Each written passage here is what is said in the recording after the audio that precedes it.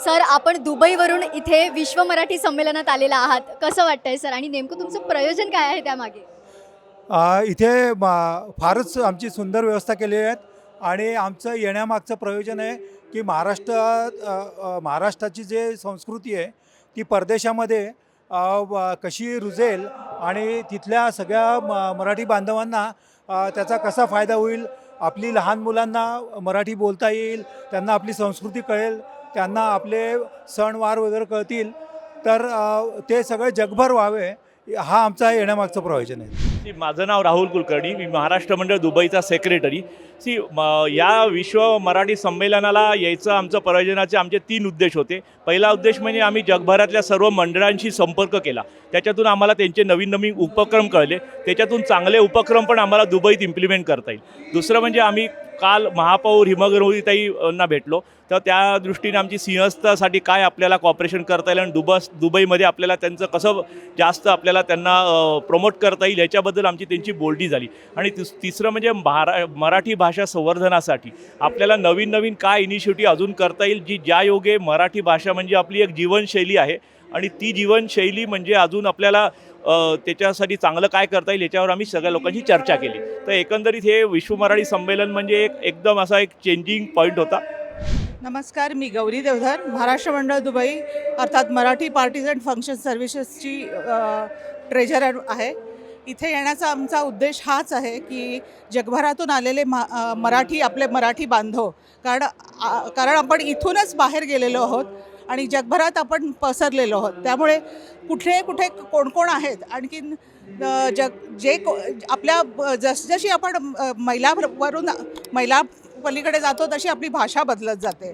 त्याच्यामुळे त्या भाषेचं संवर्धन किंवा त्या भाषेची सुंदरता काय आहे हे जाणून घेण्यासाठी आम्ही इथे आलेलो आहोत आणि त्याचा बऱ्यापैकी आम्हाला अनुभव इथे अनुभवायला मिळालेला आहे. नमस्कार, मी माधवी अजय भांगे, मी महाराष्ट्र मंडळाची सध्याच्या कमिटीमध्ये आहे आणि इथे येण्यामागे ॲक्च्युली आमचा असा उद्देश होता की बाकीच्या देशांमध्ये किंवा आपली जी संस्कृती आहे, आपली जी भाषा आहे त्याच्याशी आपली नाळ जोडली गेली आहे. आणि आम्ही जेव्हा परदेशामध्ये राहतो तर तेव्हा परदेशामध्ये आम्हाला आमच्या पुढच्या पिढीसाठी काय करता येईल, तर इथे आल्यानंतर आम्हाला अनेक नवीन नवीन उपक्रम, ज्याच्यामध्ये सध्या एकदम टेक्नोसेवी, आम्ही कालच एक सेमिनार ऐकलं ज्याच्यामध्ये मराठी भाषिणी नावाची एक वेबसाईट आहे की ज्याच्यामध्ये तात्काळ तुम्ही ज्या भाषेमध्ये बोलता तर त्या भाषेचं तुम्हाला लगेच ट्रान्सलेशन करून मिळतं.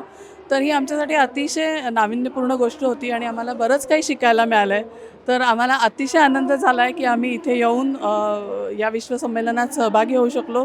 यासाठी शासनाचे आमच्या सर्वांतर्फे मनपूर्वक अभिनंदन. हॅलो, मी प्रीतम दातार.